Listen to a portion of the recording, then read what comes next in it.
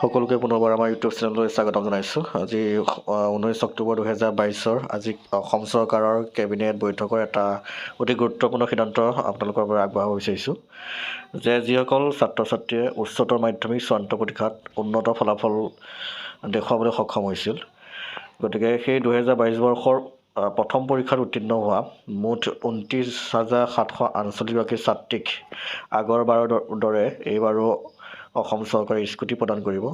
আৰু অতি গুৰুত্বপূৰ্ণ কথাটো হ'ল যে এইবাৰ প্ৰথমবাৰৰ বাবে 75%তকৈ বেছি অধিক নম্বৰ লাভ কৰা 6,052জন ছাত্ৰক প্ৰদান কৰা হ'ব স্কুটাৰ। গতিকে অতি গুৰুত্বপূৰ্ণ খবৰ আপোনালোকে গম পাইছে যে কাৰণ মুখ্যমন্ত্ৰী ডক্টৰ হিমন্ত বিশ্ব শৰ্মাই বুলি মেনশ্যন কৰা নাই, ইয়াতে স্কুটাৰ বুলি কৈছে।